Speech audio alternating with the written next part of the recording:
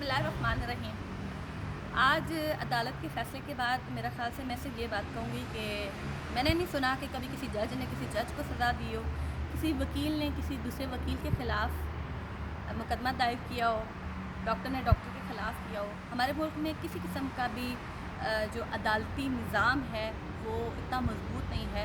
हम बात तो करते हैं कि इस्लामी जमहूरिया पाकिस्तान है, लेकिन 1% भी जो इस्लाम में इंसानों के लिए जो कानून बनाए थे उसको 1% भी फॉलो नहीं किया जाता।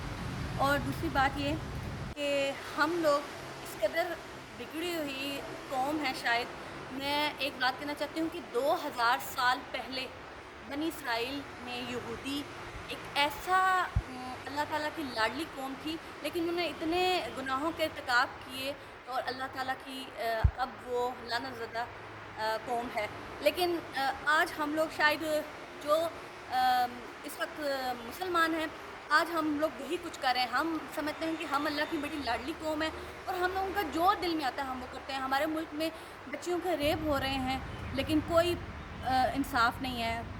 छोटे छोटे बच्चों को कुत्ते काट लेते हैं, ना उसकी वैक्सीन है ना उसका कोई सलूशन है। सिंध की हालत देख लें तो दिन ब दिन ख़राब होती जा रही है और सारा मलबा आके वफाक में डाला जाता है।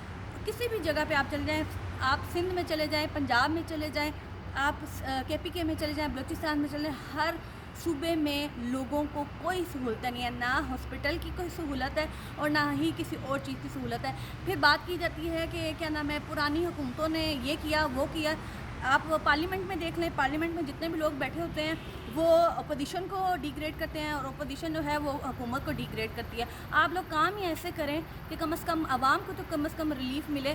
और दूसरी बात ये कि मैं तमाम लोगों से कहना चाहती हूँ कि जो लोग आपसे वोट मांगने आते हैं और इलेक्ट हो के वो पार्लियामेंट में बैठ जाते हैं, कानून साजी करते हैं, आपको कोई सहूलत नहीं देते, तो जब अगली मरतबा वो आपसे वोट मांगने हैं तो कम से कम ये ज़रूर सोचिएगा कि इन लोगों ने आपके लिए क्या किया है।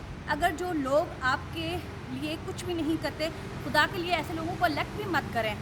कानून साजी कम से कम आपको जो बेनिफिट ना दे वो कानून साजी करने के लिए पार्लियामेंट भी तक नहीं जाना चाहिए। ये आवाम का अपना कसूर है। और दूसरी बात ये है कि अल्लाह के कहर से डरें।